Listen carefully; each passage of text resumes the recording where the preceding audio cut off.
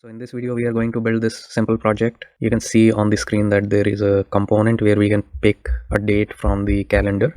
And there's a button that is to book an appointment. And as soon as we click on this button, we get a message, your appointment is booked on the date that you have selected. So the main idea in this project is to learn how to use this date picker component, how to add a date picker component to any of your React applications. So it's a very simple project, but it's going to be a very informative video. So stay tuned till the end. And if you like this video and if you find the information helpful, make sure you subscribe to the channel. So guys, I have a basic React application running here on the localhost 3000. So I also have a documentation opened from Material UI about date and time pickers and how we can get started on that. So first thing that we are going to do in this fresh application is to install all the packages that we are going to need in this application. And if you go through this documentation, so the first thing that this documentation is telling us is that we are going to need to install some packages to be able to use these date and time pickers from Material UI. So I'm going to go ahead and do that. So I'll copy this command that is to install basically Material UI into the application. So I'll copy that, go to my React application, open a new terminal and paste it here and hit enter. So now Material UI is installed in this application, but as per documentation, we are going to need some more packages. We have to install a package that is specific to date pickers, and then we have to install a package that is day.js. So I'll copy this command from here, go back to my application. I'm going to paste it here, and I'm also going to mention another package that is day.js and hit enter to install it. So now we have all the packages that we are going to need in this application. So let's go ahead and remove all the default code that we have here and put hello world in place of that, just to see if application is running fine. Let's go back to the browser and see. We can see hello world on our application, so the application is running fine and we can start building this project. So now we are going to make some imports into this application. The first thing that we are going to import is React and use effect from React. And we are going to need some packages from the date picker package that we have just installed in this application. So I'm going to import date picker from the date picker package that we have installed in this application. And along with date picker, we are also going to need something called localization provider. We'll see in a minute why we need all these packages, but for now I'm just importing all of them. And along with localization provider, I'm also going to need adapter day.js from the same package, that is date pickers. And the last thing that we are going to need is the day.js from the day.js package. So now we have all the packages that we are going to need in this application and we have imported all of them. I'm going to place my date picker component here in place of hello world. I'm going to replace it with date picker. So this is my date picker component, and I'm going to wrap this date picker component with my localization provider, which I have imported as well. I'm going to cut this part and wrap my date picker under localization provider.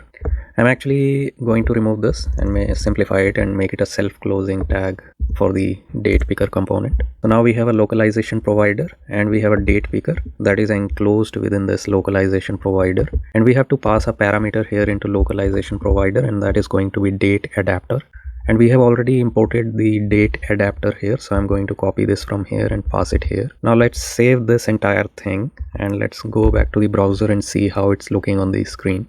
So now on the screen we can see that we have a date picker here, and as soon as we click on that, we see the entire calendar here from where we should be able to pick any date. So let me explain how this is working in Material UI. So this date picker component is basically this entire text field that we have here, but this text field is being populated by the entire calendar with the help of this localization provider that is an inbuilt component within Material UI. So this localization provider along with this adapter date.js is doing all the magic, creating the entire calendar for us inside this simple text field, so we don't have to go and build the calendar manually. So we have a simple date picker here. As of now it's not doing anything. We can change the date here, but we need to do some more work so we can actually select the date and book an appointment. So first thing we are going to do is we will try to improve the layout of this first, and we'll try and bring this in the center of the page and also add a button that we had in the original application. So let's go back to the React application. So all the CSS that is being written in this application is here in the app. So I'm going to check this app.css file. So on this app.css file, I'm just going to put some CSS. I'll say my display is going to be grid,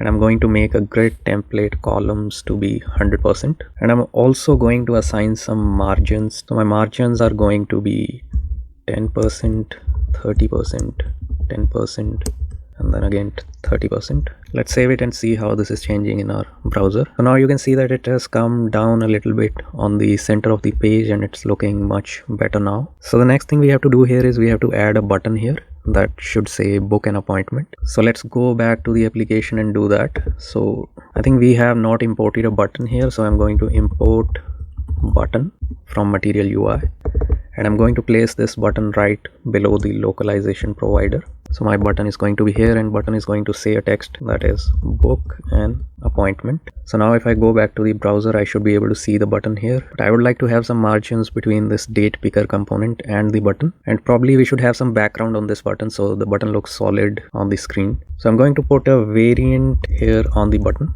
So variant is going to be contained. So if I mention variant is equal to contained, my button is going to be a solid button on the screen, as you can see here. So now we need a margin between these two components. So I'll go back to my app.css. So here in my CSS, I can probably mention a gap of 10%. So now we can go back on the screen and see. So now it has created some amount of margin between these two components. Now it's looking much better. But as of now, if I select any date and I book an appointment, it's doing actually nothing, because if we go to app.js, we haven't mentioned any functions here on the date picker component. So we are going to do that. So what I'll do is I'll create a state variable in this application, and the state variable is going to be value comma set value.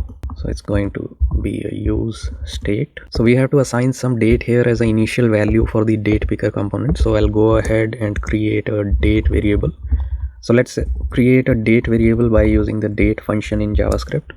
So basically the date variable will create whatever the current date is, and we are going to assign this to the value, and we can go to the date picker and mention the value as value. So if I go back to my browser, I'll see some error here, which is a very common error, because the thing is, there is a catch here. We have assigned a current date to the date picker component, but actually before assigning the date to the date picker component, we have to parse it using day.js, and that's the reason we have imported day.js, because this date picker component works with this day.js module.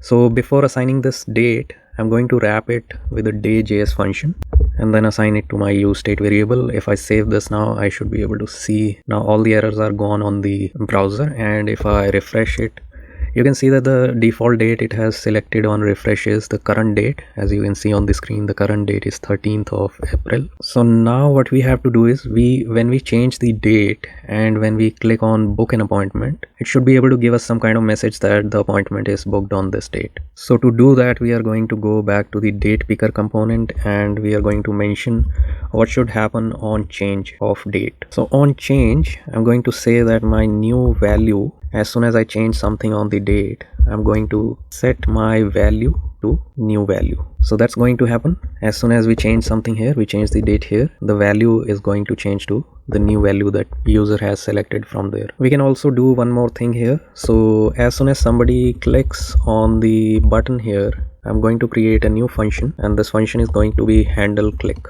So as soon as somebody clicks on this button, this function is getting called, and that is handle click. So we'll go above the return statement and create a function that is handle click. So we have a handle click function here. So inside the handle click, what I'll do is, as soon as somebody clicks on the button, I'm going to alert the value. So whatever the value is, I'm going to alert it to the user. So let's save it and see what happens on the screen.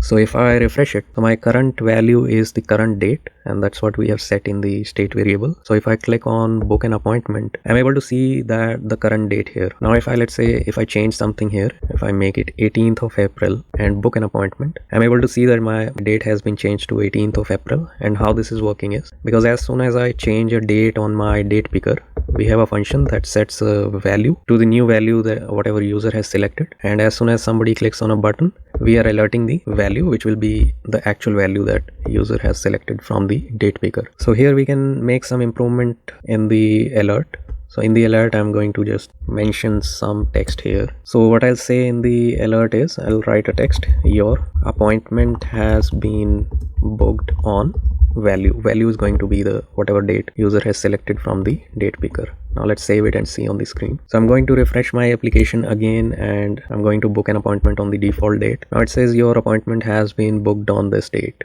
And if I change the date here to 18th of April, if I book an appointment, now it says your appointment has been booked on Thursday 18th of April, and it's also showing the time. So this is how we use a date picker component in our application. So I've just shown a very basic example here, but you can use this component in any of your application in whatever way you want. So I'll be leaving a link to my GitHub for this project, and do check out that link if you want to reuse this code in any of your applications. I'll see you in the next video.